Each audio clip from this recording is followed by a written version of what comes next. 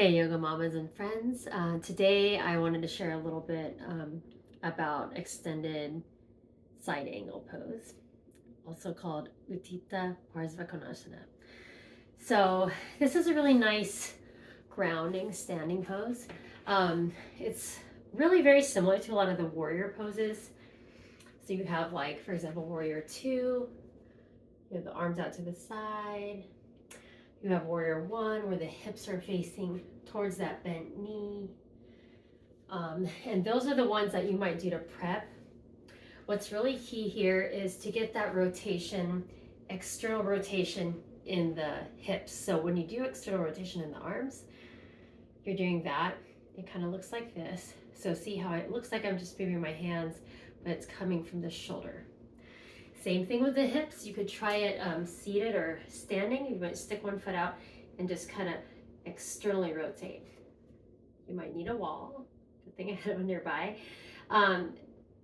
Some people can really rotate that leg out. I personally, my hips tend to roll in. So it's just going, this is like neutral, and then you roll it out, right? So you could just try that and get a feel for, as I make that movement with my foot, and it's actually coming from the hip, what am I doing in my hip? Okay, so then as you get in touch with that feeling of rotating externally, it will bring you some more sort of wisdom into your body about what your body is doing when you do these like sort of side or asymmetrical standing poses. So warrior two, you need to do that, rotate that, maybe your left leg out. This is my right, that's your left. And so after that rotation, you come into alignment a little bit better.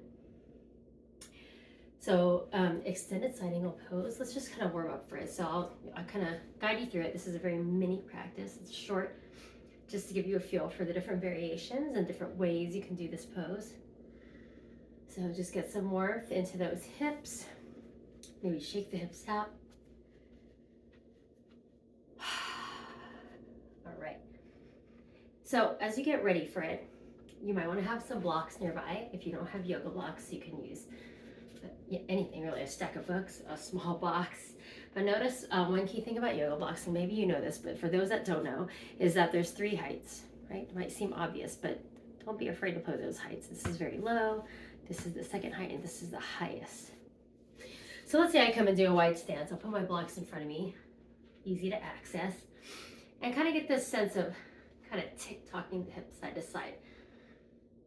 So this is a motion that your hips do as you go to one side of the pose. Let's bring the arms out and bring that motion to stillness. Bring the shoulders up a few times and exhale them down. One more time.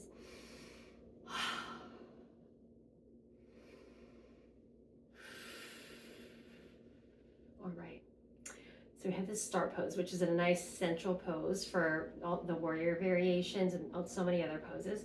I'm going to go ahead and turn my right leg out to the side, that external rotation. It's probably going to be your left. I think I'm mirroring you in this video.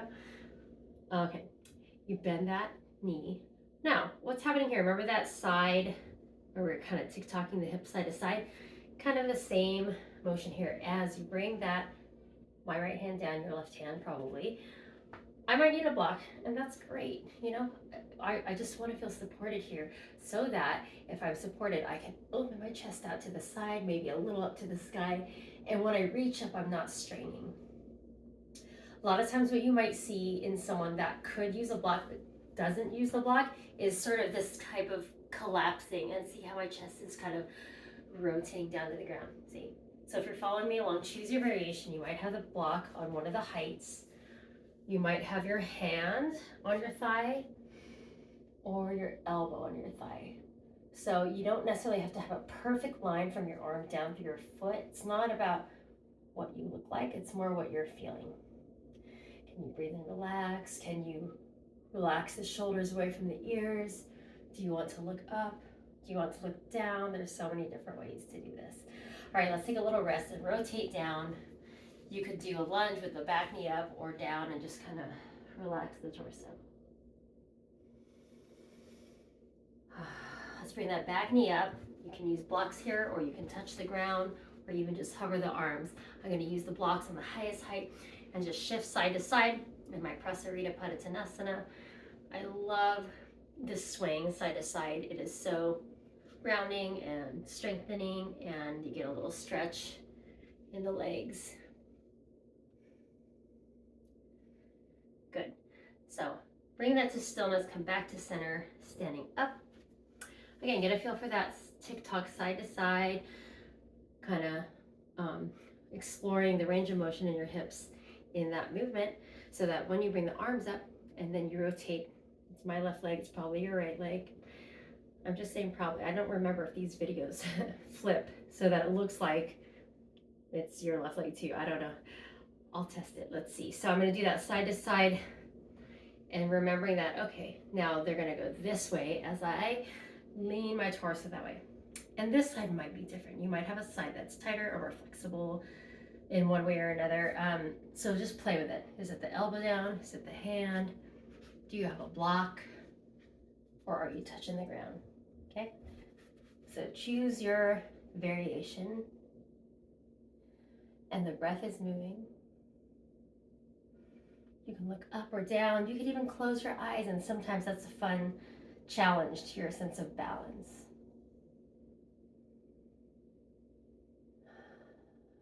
You might notice as you stay longer that the body warms up, and you can actually, if you're feeling like you want more opening, you can move that back leg. You always want to move that one, not the front one, because the back one has less weight.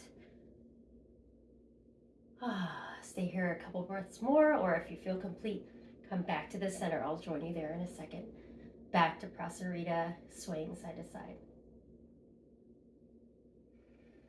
Awesome. Now let's rotate both feet forward. Again, that Prasarita. And if you just want to be still here, it's totally up to you. I just love this swaying side to side. Brings a lot of heat into the body and strength. I mean, you could even really get into it and let the torso just kind of wave back and forth like, I don't know, a piece of kelp in the water, in the ocean.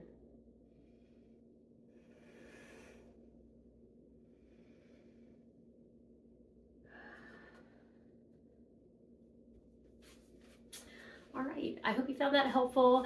That was a really short practice. It really was partly guided and partly like instructional. So I hope that you take this information with you onto your yoga mat when you practice in class or just on your own.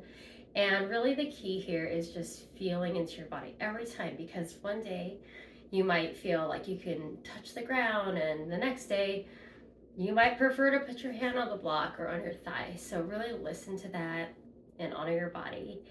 And it's a simple one, but with all the modifications and ways of doing it, it becomes like a really rich experience. You could have it go so many different ways. So let me know what you think. I hope you try it. Share this with anyone who you think might be interested in getting a little more into the nitty-gritty of these poses.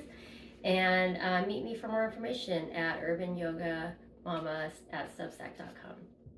Thanks so much for watching, and have a great day. Thanks.